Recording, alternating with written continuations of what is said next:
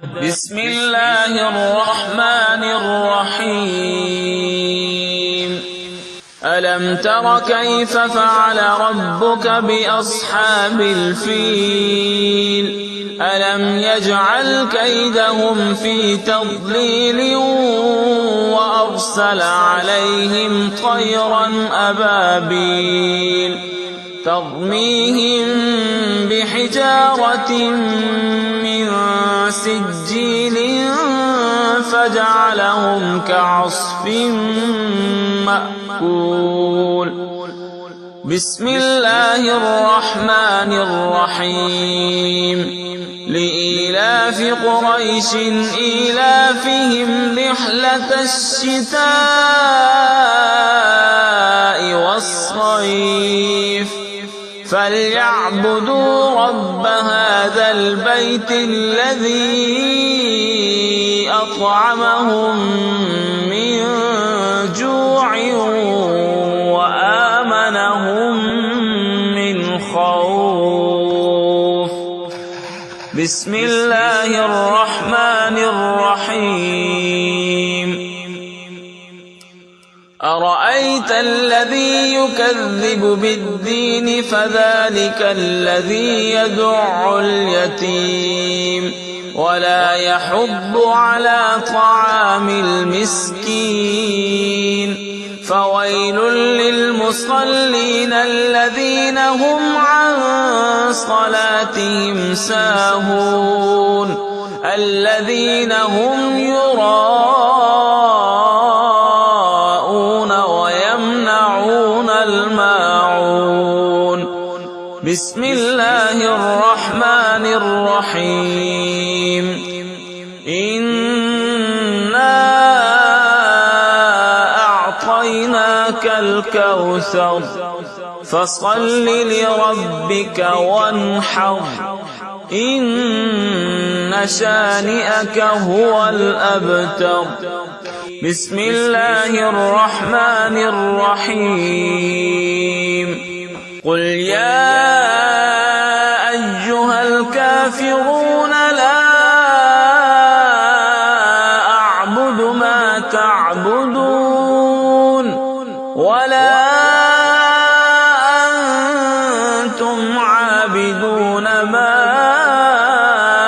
أعبد ولا أنا عابد ما عبدتم ولا أنتم عابدون ما أعبد لكم دينكم ولي دين بسم الله الرحمن الرحيم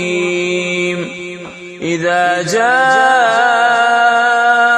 نصر الله والفتح ورأيت الناس يدخلون في دين الله أفواجا فسبح بحمد ربك واستغفره إنه كان توابا بسم الله الرحمن الرحيم تبت يدا أبي لهب وتب ما أغنى عنه ماله وما كسب سيصلى نارا ذات لهب وامرأته حمالة الحطب في جيدها حبل من مسد بسم الله الرحمن الرحيم قل هو الله أحد الله الصمد لم يلد ولم يولد ولم يكن له كفوا أحد بسم الله الرحمن الرحيم قل أعوذ برب الفلق من شر ما خلق ومن شر غاسق إذا وقب ومن شر النفاثات في العقد ومن شر حاسد إذا حسد. بسم الله الرحمن الرحيم.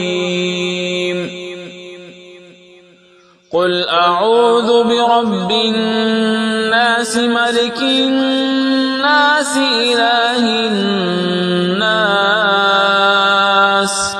من شر الوسواس الخناس الذي يوسوس في صدور الناس من الجنة والناس. इस वीडियो को शेयर जरूर करें, हो सकता है आपके एक शेयर से ये बात किसी के दिल में उतर जाए.